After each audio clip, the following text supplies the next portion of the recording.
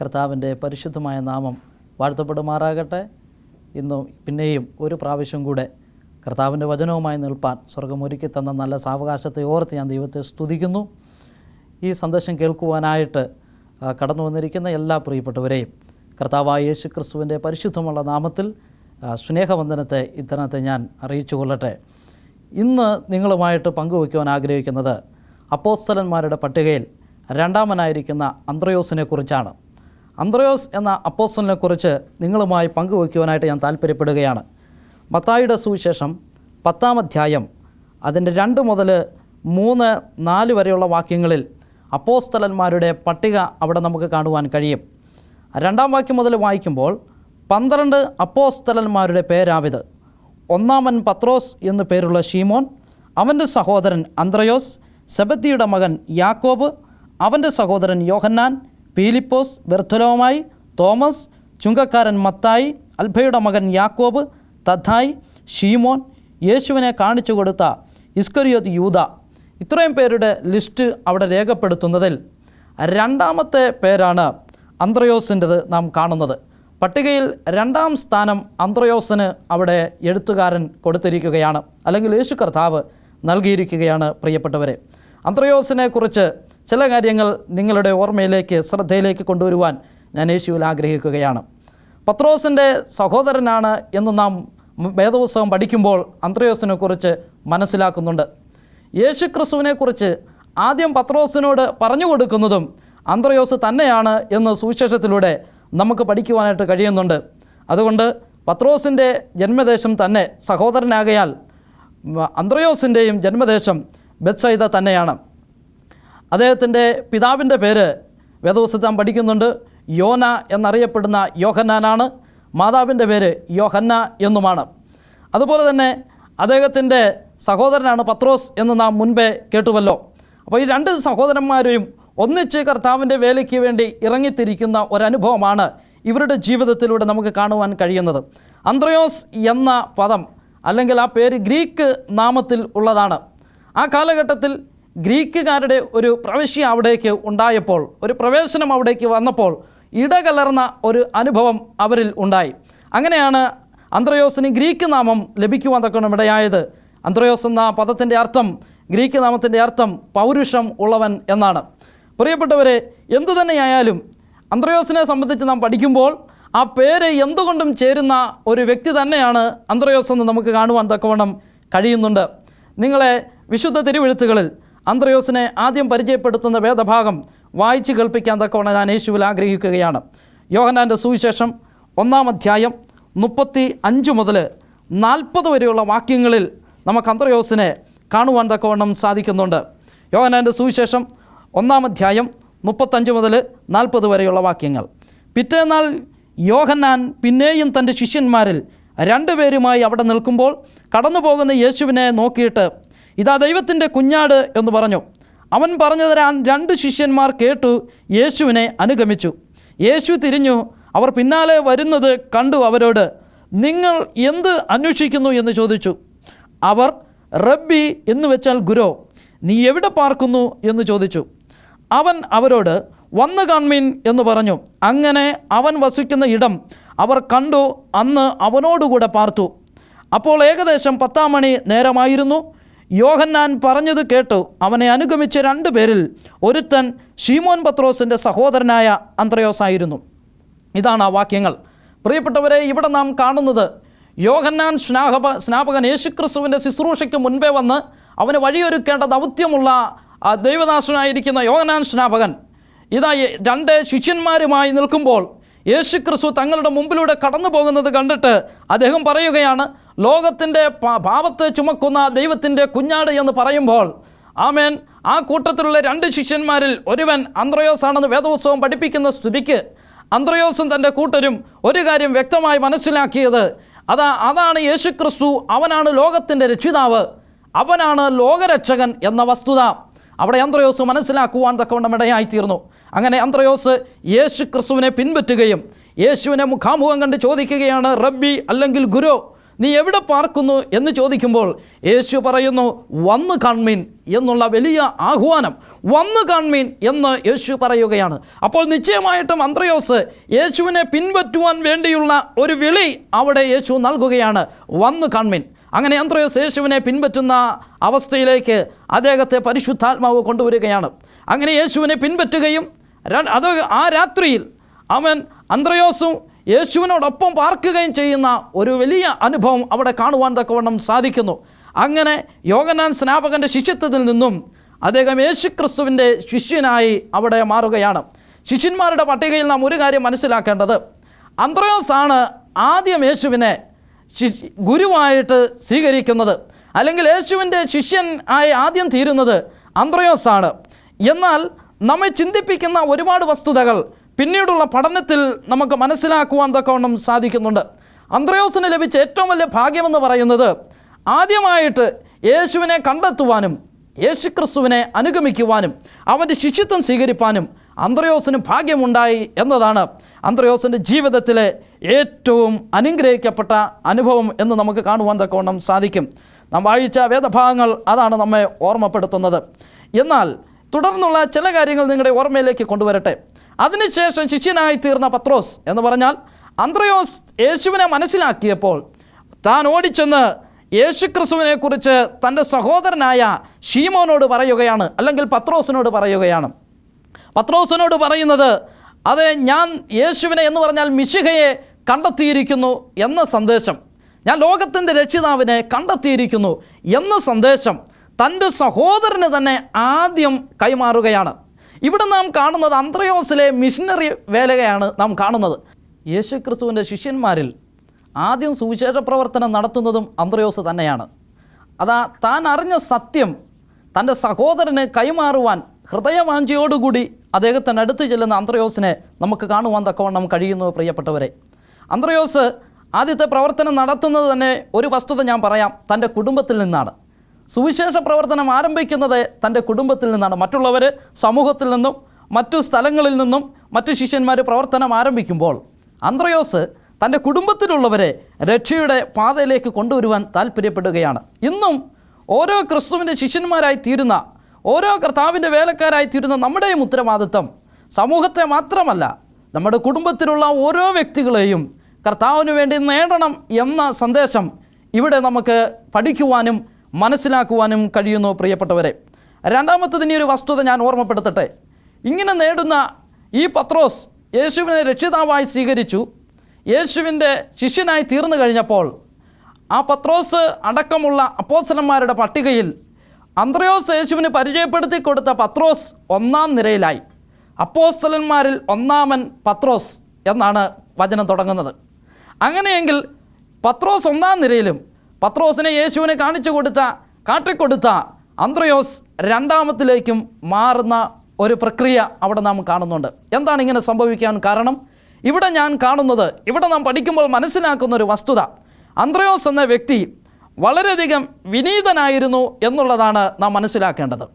നമ്മൾ ആരും തന്നെ ഒരു രണ്ടാം സ്ഥാനത്തേക്ക് മാറുവാനായിട്ട് ഇഷ്ടപ്പെടുന്നവരല്ല. കുടുംബത്തിലായാലും സമൂഹത്തിലായാലും നമ്മുടെ സഭാ പ്രവർത്തനങ്ങളിലായാൽ പോലും നാം എപ്പോഴും മുൻപിൽ നിൽക്കുവാൻ വേണ്ടി ഒന്നാം സ്ഥാനത്തെത്തുവാൻ താല്പര്യപ്പെടുന്നവരാണ് നമ്മളെല്ലാവരിലും ആ സ്വഭാവം ഉണ്ട്. എനിക്ക് മുൻപിൽ തന്നെ ആയിരിക്കണം, ഞാൻ ഒന്നാമനെത്തണം, എൻ്റെ മകൻ ഒന്നാം സ്ഥാനത്ത് നിൽക്കണം എന്നൊക്കെ താല്പര്യപ്പെടുന്നവരാണ് നമ്മളെല്ലാവരും. എന്നാൽ ഇവിടെ അന്ത്രയോസ് രണ്ടാം സ്ഥാനത്തേക്ക് മാറുമ്പോൾ അന്ത്രയോസിൻ്റെ മനസ്സിലെ ആ ഒരു ചിന്ത എന്തായിരിക്കും എന്നുള്ളത് നാം ഒന്ന് ചിന്തിച്ചാൽ, നമ്മുടെ അവസ്ഥ വെച്ച് നോക്കിയാൽ ഒരുപക്ഷെ നമ്മളാണെങ്കിൽ അതിൽ പരാതിപ്പെടും, യേശുവിനോട് അസൂയപ്പെടും, എന്തുകൊണ്ടാണ് എന്നെ രണ്ടാം സ്ഥാനത്താക്കിയതെന്നൊക്കെ സ്വാഭാവികമായിട്ടും നമ്മൾ ചിന്തിക്കുവാനും ചോദിക്കാനും ഒക്കെ ഇടവരും. എന്നാൽ ഇവിടെ അന്ത്രയോസ് ഒരു നല്ല മാതൃക കാണിക്കുന്നത്, താൻ രണ്ടാം സ്ഥാനത്തേക്ക് പിന്തള്ളപ്പെട്ടിട്ടും അദ്ദേഹം യാതൊരു തരത്തിലുമുള്ള പരാതി പറഞ്ഞതായിട്ടോ അല്ലെങ്കിൽ തൻ്റെ വിദ്വേഷം പ്രകടിപ്പിക്കുന്നതായിട്ടോ കാണുന്നില്ല. അതുകൊണ്ടാണ് ഞാൻ പറഞ്ഞത്, വിനീതനായ ഒരു മനുഷ്യനാണ് അന്ത്രയോസ് എന്ന് നമുക്ക് കാണുവാൻ തക്കവണ്ണം സാധിക്കുന്നു. പ്രിയമുള്ളവരെ, അതിനുശേഷം അന്ത്രയോസിനെ നാം അറിയുന്ന മറ്റൊരു കാര്യം, യേശുവിനെക്കുറിച്ച് അറിഞ്ഞ സത്യം അദ്ദേഹം മറ്റുള്ളവരോട് പങ്കുവെക്കുവാൻ താല്പര്യപ്പെടുന്നവനായിരുന്നു. നാം യേശുവിനെക്കുറിച്ച് അറിഞ്ഞിരിക്കുന്ന വസ്തുത, ഇന്നെല്ലാവരും കർത്താവിൽ നിന്നും വിവിധ രീതിയിലുള്ള അനുഗ്രഹങ്ങൾ, നന്മകൾ പ്രാപിച്ചവരാണ്. എന്നാൽ ഈ അനുഗ്രഹത്തിൻ്റെയും നന്മയുടെയും ഉറവിടമായിരിക്കുന്ന യേശുവിനെ നിങ്ങൾ എത്ര പേർക്ക് പരിചയപ്പെടുത്തി കൊടുത്തിട്ടുണ്ട്? അന്ത്രയോസ് ഞാൻ രക്ഷകനെ കണ്ടെത്തി എന്ന സന്ദേശം മറ്റുള്ളവർക്ക് പറഞ്ഞു കൊടുക്കുവാൻ താല്പര്യം കാണിക്കുന്നതിൽ ഒരു നല്ല മാതൃക അവിടെ നമുക്ക് കണ്ടെത്തുവാൻ കഴിയുന്നു. ആ മാതൃക ഇന്ന് കർത്താവിൻ്റെ വേലക്കാരായ നാം ഓരോരുത്തരും പിൻപറ്റേണ്ടതും അത്യന്താപേക്ഷിതമാണ് പ്രിയപ്പെട്ടവരെ. അതുപോലെ തന്നെ അന്ത്രയോസിൻ്റെ ചില പ്രവർത്തനങ്ങൾ നമുക്ക് വേദപുസ്തകത്തിൽ കാണുവാൻ സാധിക്കും. അന്ത്രയോസിൻ്റെ സുവിശേഷ പ്രവർത്തനങ്ങൾ വലിയ ലിസ്റ്റ് വേദപുസ്തകത്തിൽ ഇല്ല എങ്കിൽ അദ്ദേഹത്തെക്കുറിച്ച് സുവിശേഷങ്ങളിൽ 12 സ്ഥലങ്ങളിൽ 12 പ്രാവശ്യം മാത്രമേ അന്ത്രയോസിനെ കുറിച്ച് രേഖപ്പെടുത്തിയിട്ടുള്ളൂ. അതുകൊണ്ട് അദ്ദേഹത്തിൻ്റെ മുഴുജീവിത പ്രവർത്തനത്തെ നമുക്ക് കണ്ടെത്തുവാൻ കഴിയത്തില്ല എങ്കിലും അദ്ദേഹത്തിൻ്റെ പ്രവർത്തനം വേദപുസ്തകത്തിൽ രേഖപ്പെടുത്തിയതിൽ വെച്ച് അദ്ദേഹത്തിൽ നിന്ന് നല്ല സന്ദേശങ്ങൾ നമുക്ക് കണ്ടെത്തുവാനായിട്ട് കഴിയുന്നു എന്നുള്ളത് നിങ്ങളുടെ ശ്രദ്ധയിലേക്ക് കൊണ്ടുവരാൻ ഞാൻ താല്പര്യപ്പെടുകയാണ്.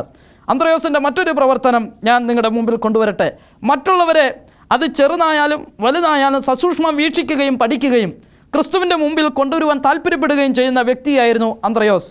അതിന് തെളിവായി യോഹന്നാൻ്റെ സുവിശേഷം 6-ാം അധ്യായം 5 മുതൽ 9 വരെയുള്ള വാക്യങ്ങളിൽ നമുക്ക് അന്ത്രയോസിനെ കണ്ടെത്തുവാനായിട്ട് കഴിയുന്നു. യോഹന്നാൻ്റെ സുവിശേഷം 6-ാം അധ്യായം 5 മുതലുള്ള വാക്യങ്ങൾ 9 വരെ ഞാൻ വായിക്കുകയാണ്. യേശു വലിയൊരു പുരുഷാരം തൻ്റെ അടുക്കൽ വരുന്നത് കണ്ടിട്ട് പീലിപ്പോസിനോട്, ഇവർക്ക് തിന്നുവാൻ നാം എവിടെ നിന്നും അപ്പം വാങ്ങും എന്ന് ചോദിച്ചു. ഇതു അവനെ പരീക്ഷിപ്പാനത്രേ ചോദിച്ചത്. താൻ എന്തു ചെയ്യുവാൻ പോകുന്നു എന്ന് താൻ അറിഞ്ഞിരുന്നു. പീലിപ്പോസ് അവനോട്, ഓരോരുത്തന് അല്പം ലഭിക്കേണ്ടതിന് 200 പണത്തിന് അപ്പം മതിയാകുകയില്ല എന്നുത്തരം പറഞ്ഞു.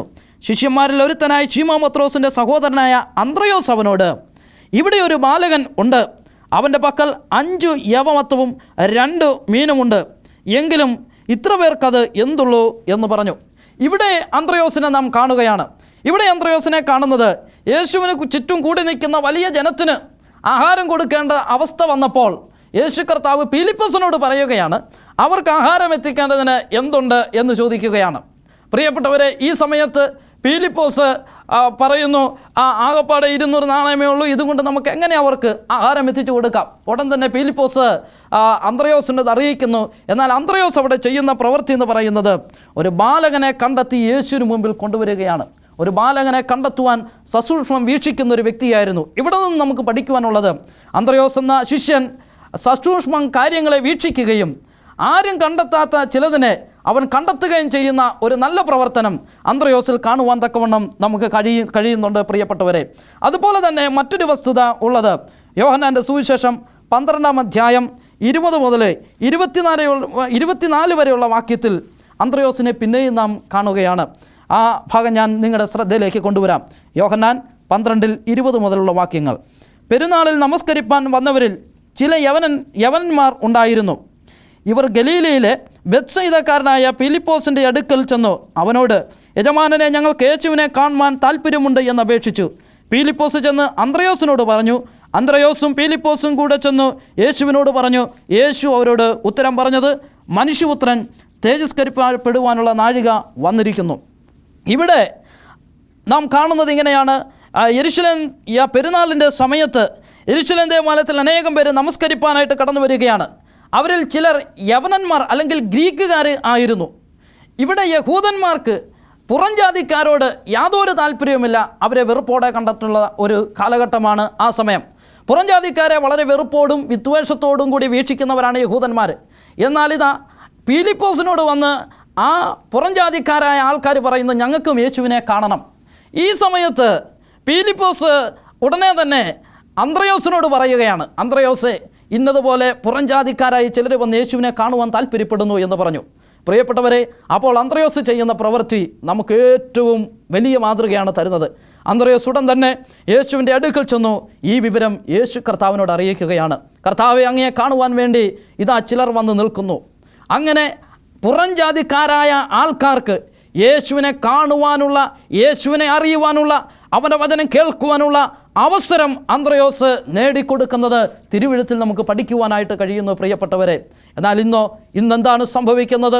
സ്വജാതിക്ക് മാത്രം നന്മ ചെയ്യുവാനും അവർക്ക് മാത്രം അനുഗ്രഹം വരേണ്ടതിനും പ്രവർത്തന മേഖലകളെ കൊണ്ടു നടക്കുന്ന ഒരു സുവിശേഷ ഗോളം ഇന്ന് നമ്മുടെ സമൂഹത്തിലുണ്ട്.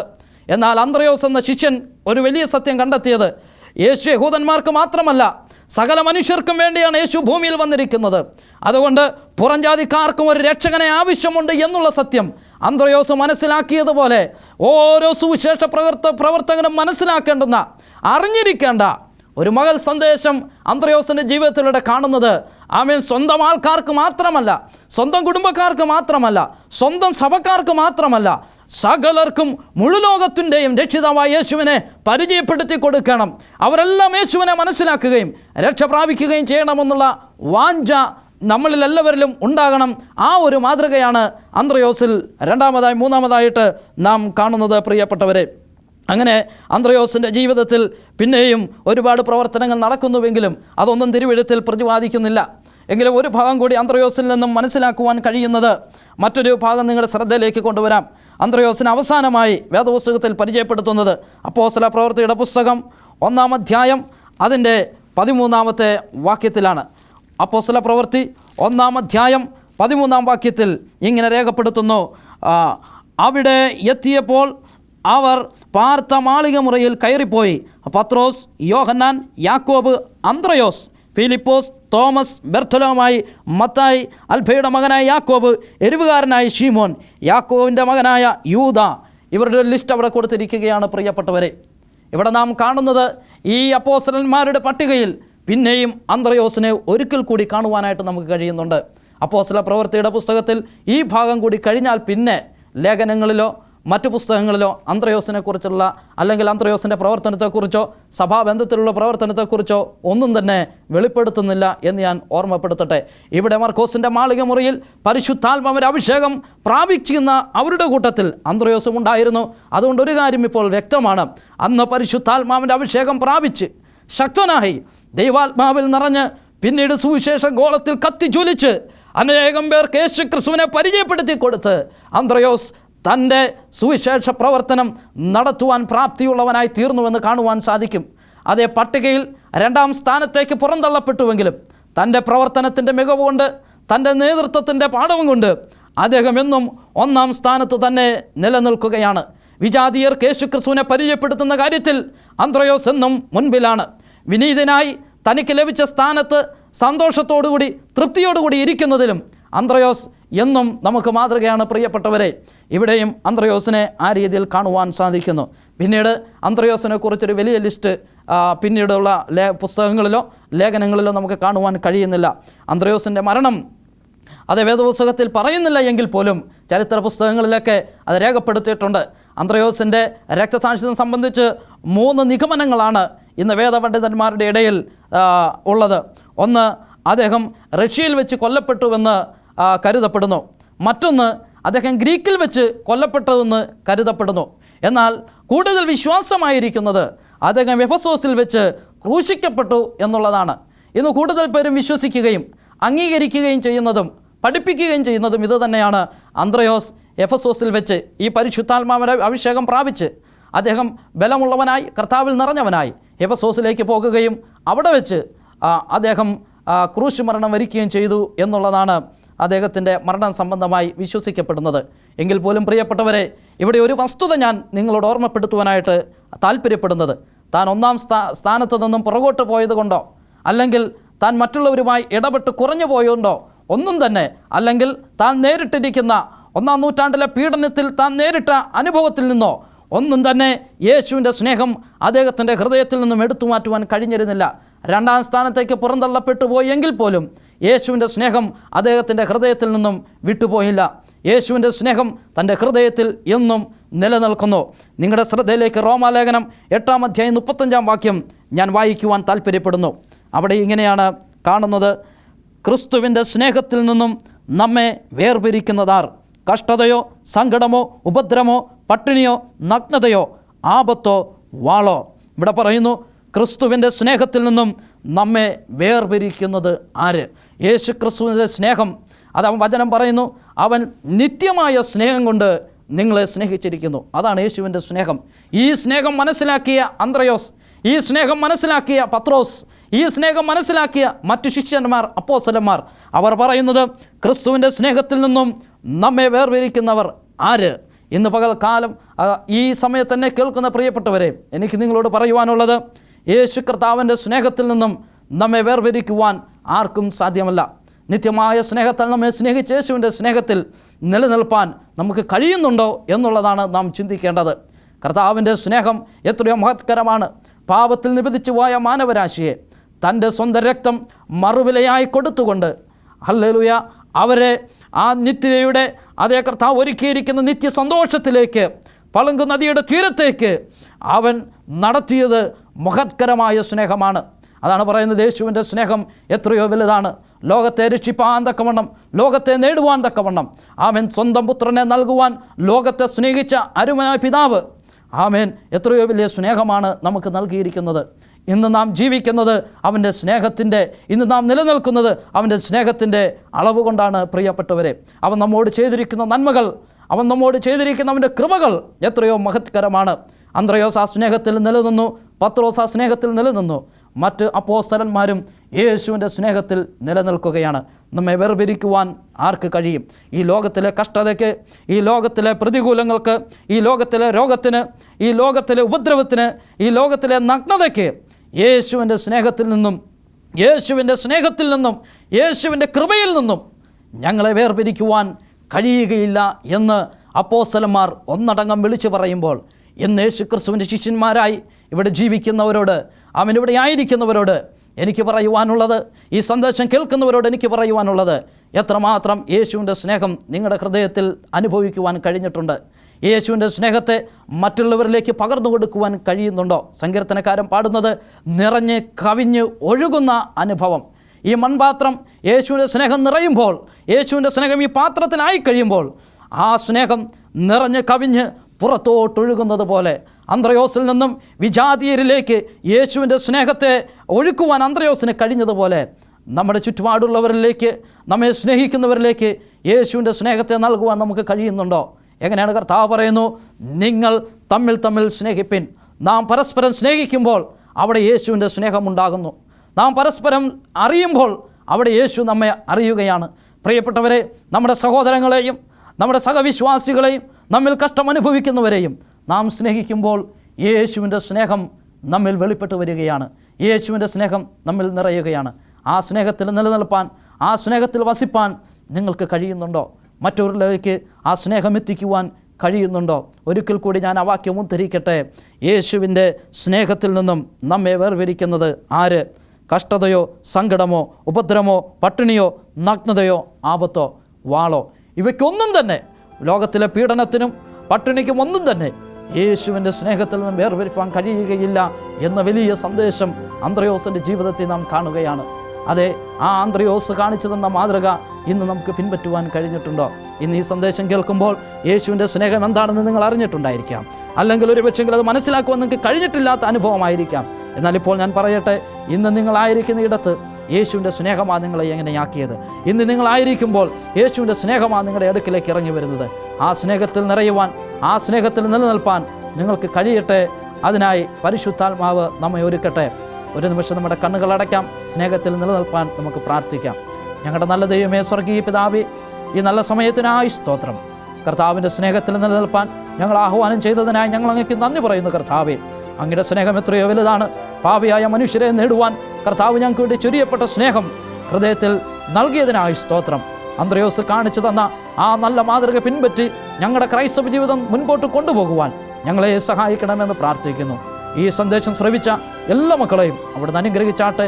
കൃപയിൽ സൂക്ഷിക്കണം, ബലത്താൽ നിലനിർത്തണം. യേശു രക്ഷിതാവിൻ മഹത്വമുള്ള നാമത്തിൽ തന്നെ.